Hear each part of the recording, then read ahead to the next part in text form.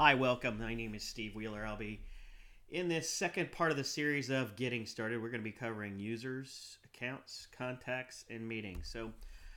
First thing to notice before we go in accounts, there's a lot of information that we can collect into accounts. So we're going to be doing an overview, the account info, the different record types, creating views, and some suggested naming conventions when creating accounts. Specifically, we're going to focus on employer account types and what are the difference between those, property managers, and school account types. And we'll cover those. And there's others that are available and let you understand those different types. So with that, we'll go to the application. So we'll start off in accounts. And I believe we also want to cover user information. So one thing to note about a user is you see, and you may not have access to this, but in users, you can take a look at your user profile information. And this gives you access to what you can use in the application. So in the user profile, you can also ask to reset up your password, but gives you authority on what you can go see. Now we're going to go start out at the accounts, and we're going to go create a new account. So if you see the different types of accounts, we can create accounts of employers, city type accounts, other that don't have a classification, van pool, the property owners, school. We're going to focus on right now employer type accounts because those are the ones that we're collecting the information on. So if you see in here, the red on these areas are required information. This type additional is how we track reporting information. So sometimes we could be putting in here whether this is an open or a closed account, and that way we know we can still keep the account in there, but it's a closed account, and that's how we're tracking this type additional. The number of employees for the location we use for calculations. So if you don't know what that number is, we use a default of either 1 or 99 so that we know that there needs to be a number. The annual number of work days, we default to 35 as a standard. You may have a different standard in your area to be used for calculating work days, and this is used for calculating many of the calculations that we're going to be putting in mode counts and program overviews later. So naming, stick to whatever the conventional name of the account, whatever the business name that is registered with Dun & Bradstreet or is registered with the state of that account and that location. So for instance, we don't want to put in the location of a bank on 122 West Street. We don't want the specific, you don't want to get into smart naming. It's better to say bank, and we can put the account site 122 West Street. And that way we may have many banks in here, named bank, but we can differentiate it in many different areas. We could also, if the nickname of the bank was BOA, and we may do searches on that type of the nickname, we were able to do that. So certainly everything else is straightforward with the city, street, and for company. You don't have to populate that information. That's something that you can populate. If you have multiple territories in your area, we can go in and define those territories. As well, if you have multiple TMAs and in the area, you can also define that. Standard is something that we use for calculations. So for instance, we have a standard set up and there's a whole section devoted to standard.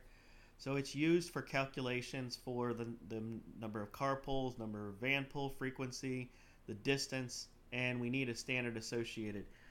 We'll automatically associate a standard that is set up at the beginning for your application, but if you wanted to pick new standards, you can pick new standards. And again, there's other additional information you can collect about either partnership levels, what your outreach team has, if you have association information, about dues.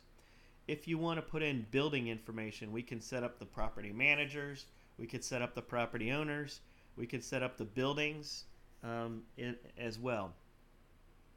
We can collect parking information, what transit facilities are close by. Category codes are for reporting purposes. So these are just things that we might capture from a reporting that you can collect information on your employers in the area.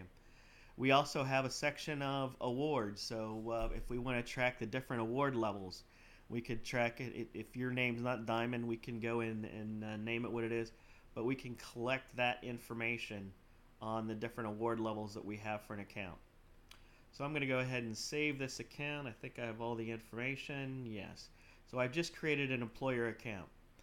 We're going to go to contacts, and certainly can create a new contact. We can have different types of contacts. So there may be the times where you don't want necessarily, they're not part of the transportation program, but we'd like to market to those contacts. We can also import lead lists, where there's another associated type of a contact with an account, but we're just using it for marketing for lead lists. So we can also import those into something called the leads object. We're going to go create a business contact as though they were the transportation coordinator. As you see, you get the full contact information in here that you can collect on that person. Let's say transportation coordinator, just so we're not going to put anybody's name in there. And they're my ETC, and I could put multiple. We could also put if they reported to somebody, if they're a board member, but also we can also collect marketing list information. So if I wanted to say what marketing list that I want to include them on, I can include them on the marketing list as well. And I can save this contact. So now I have that contact I could send out information to as well. I'm going to edit that contact, and I'm going to put in an email address. I'm going to call it one of mine. I'm just going to say steve.wheeler@sellwell.com. So we could test sending meetings out. So we're going to go back to our account. We've created a contact in the account. We could also create meetings associated to that account. So I want to do this is a test. I want to do a commuter meeting. I can say it's a face-to-face commuter meeting. I'm going to do, it's going to be a program meeting. What type of a meeting is it? And there we go, employer meeting, and the purpose is to talk about commuters. Again, you don't have to have all these fields. We have them in there. It's going to be at their location. Oh, I could even add invitees to this. I could add Steve Wheeler. So Steve Wheeler is the invitee that we could add to this as well. Add to the invitees, and it'll send Steve Wheeler and say save and send update. So we've just sent Steve Wheeler with the bank a notice for a meeting, and we can keep track of those meeting activities for that particular account. We can also send out email. So I could send out an email and say to, I'll send it out to HTML. I could say to Steve Wheeler. We'll send it out to him and say, here is the information. And we could keep track of all the information that we have in that account. This is the information.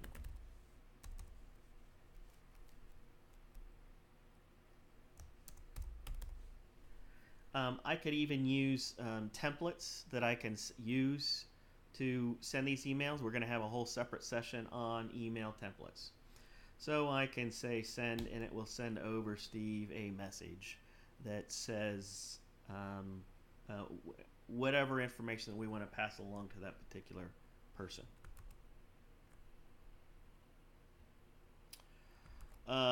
So in review, we set up, we went through the user, accounts, contacts, and meetings, and navigating that for an account. This is Steve Wheeler. The next thing we're going to be talking about in the introduction course is program overviews and mode counts. Thank you.